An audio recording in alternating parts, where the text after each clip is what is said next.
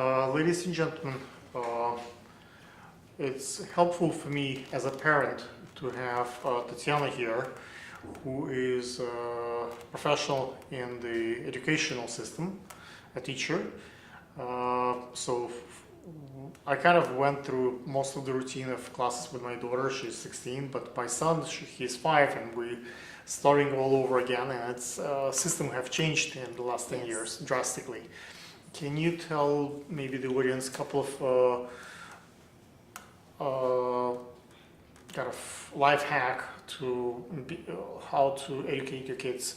What's new about educational system? How to get in good school? How to get in the maybe in the talented program? Is there anything parents needs to know about the school system that we have here in New York? Great question.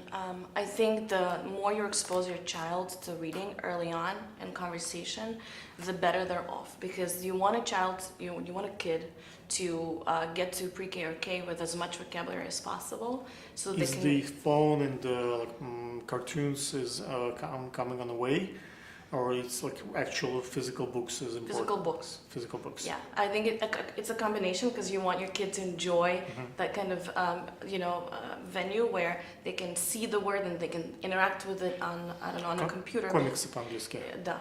Комиксы? Comics. Comics.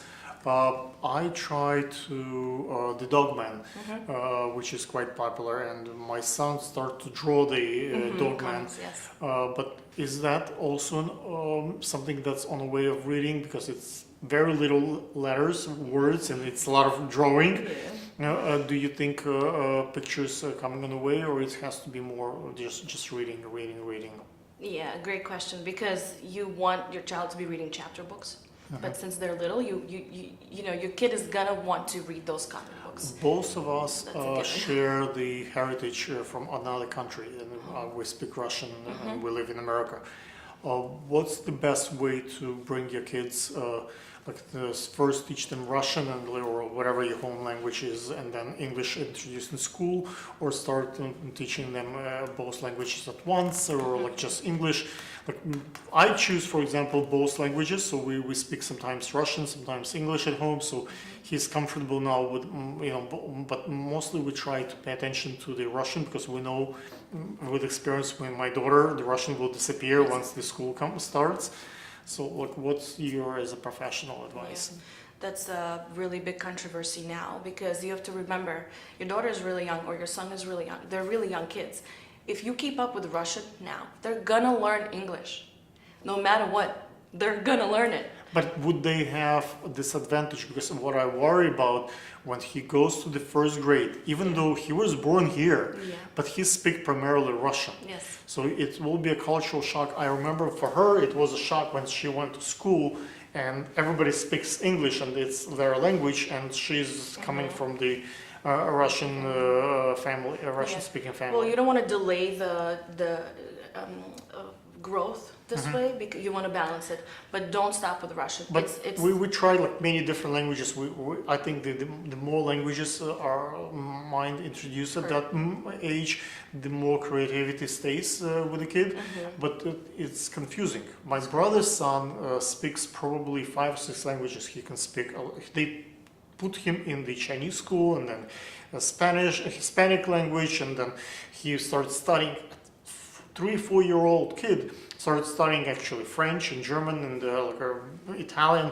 It was amazing, but the kid actually speaks so many words, not just hello, couple of words. He actually can keep up with the conversation in other languages. Yeah, I mean, I think you have to think long term. It's going to be confusing at first, but long term they're going to be exposed to all of these languages, and they're not going to forget Russian. They're going to, like I said, it's a given they're going to learn English really well, right? Okay. So you want to think long term in things like that, in situations like this. Is there any particular way I can protect him and help him out with this? When we go to the playgrounds, and if the playground in the Russian neighborhood, obviously all the kids can speak Russian, but if we go to the playgrounds in Manhattan or other places and kids don't speak Russian, he kind of feel at first, before he gets in the game outside is there a way for the kids to be introduced to language more gently? No. I think, again, I think this is a time where you have to balance it so that you distinguish. Just don't throw him in the. Yes, don't do It's too much. not a shocking. Yes, and even like prep him and say like, hey, you know, right now we're gonna go to this place, and there you get a chance to practice your Russian, and now we're going to this place, you get a chance to practice your English, and distinguish it for him so he's clear. Now that I bothered you with questions for my son, let me. My daughter is 16, Yes. so it's a different age for the girls, and there are certain issues comes to play with the father and daughter. I did recently for her birthday a song for her. I don't know if you heard that one, father-daughter dance routine for her wedding. Hopefully one day it will take place. Yes, okay, there you go. So I record it now while I'm live, maybe if I'm not there. So it's a song about a kind of lyrics in that sense. Is there any particular suggestions for the teenagers from the teacher? For example, in our case, Dasha wanted to be a veterinarian for as long as I remember. And all of a sudden, a couple of recruits from our army and the Navy came to school, and after a little bit of, if I wouldn't say brainwashing, but conversations and being in that environment, she wanted to be a Marine. And we battled with that for a while. We love our country. We want, we respect military.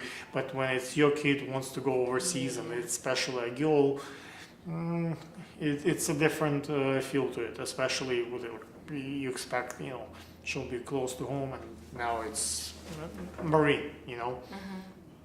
Is there a way to, find the proper tune and talk to the kids? So that she can hear you? Yes. She hears, she get the hears, point, but it doesn't sink in the argument, no matter how, and my wife was quite upset with the decision, and it's her decision in her life, so we're not gonna, force her into anything, but now that she actually reconsidered and will go to college first and look at other avenues as well. But I'm curious, maybe other folks in the audience might have similar kind of questions to the teachers. Not every parent is equipped to dealt with this in a professional kind of manner, so it doesn't shut down the kid. Yeah, I think that's the most important thing. As long as you don't shut them down, because if you continue the communication open. If you persist and she really wants to and she doesn't get to, guess who she's gonna blame afterwards if she doesn't get to, right? She's gonna blame herself, she's gonna blame you guys for listening to you, and you don't want that, right? But in her case, she gets really good grades in school, right? And it's comes quite easy for her. She knows how to study by herself. But the self-esteem, it's not that much there. Like she thinks that, oh, what if I don't get it? What if I don't go through the medical school? Well, like how teachers can encourage that, I can do it. I understand that she can go through this. It's not a big deal for her, but herself she does not much believe in that. In herself. Is there a way to deal with this? The positive encouragement from parents is the most important thing you can give her, and this we encourage. I think that's like that's it, right? That's the only thing just keep encouraging her, so you don't have to do the labor work. You can still do the make a living out of Yes, this. but you have to remember, like, in what ways are you communicating that she can't, even though you are telling her you can do it, you got this, you're gonna be awesome with this. But in what ways, maybe in other areas of her life, you know what I mean? It has to be holistic so that you are only communicating that she got this, you're on her side, you know what I mean? Because that can also be. Schools are different. She went to a couple of decent schools, but my experience basically is that she wants to be in the middle of the pack. She doesn't want to be number one. She's good at it, but she's never bad, all the way in the end, never on top. But how do you build that competitiveness? Now that she started doing like lacrosse games and like competition, so I see a little bit more competitiveness in her. Is there a way to build it up in school? There is, I think, through something that she loves to do. Like if you say she's a veterinarian, I mean, she wants to be. Wanted to be, Yes, not anymore. She not anymore. Find something Well, else. I'm sure there's something that she's passionate about, right? Like you are as somebody who's always I reaching. can't find for her her. passion. She has to find it herself. Yeah, and I mean, I think it's about like exposing her and just Now even maybe it's a telling law her. for her. Law. Yes. Tell her to talk to people who are in these areas. If they're in the not military, Navy, if they're in law, talk to actual people. So my proposition to you guys, I know quite a few lawyers are out there among my friends. I'm willing to take your kids to help me with my YouTube production and things that I do, and maybe pay them and get them, you know, if not my payroll, but in my production. Maybe one of you will have a scholarship for my daughter in your law office. Maybe she might be interested in that as a career. So please comment, reach out. I would be glad to, you know, exchange in the proper way. Help our kids. And have her go visit those jobs. Have her actually go and experience what Yeah, it's you can like. go to a law office. I'm Yes. 16-year-old and I want to just work Just in like look what it's like.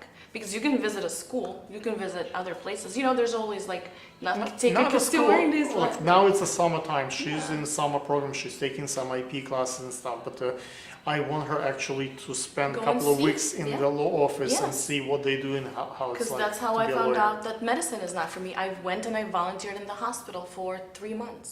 And that's how I realized that no matter what my grandparents and my parents are saying, and no matter how amazing I'm sure it'll be, it is just not for me.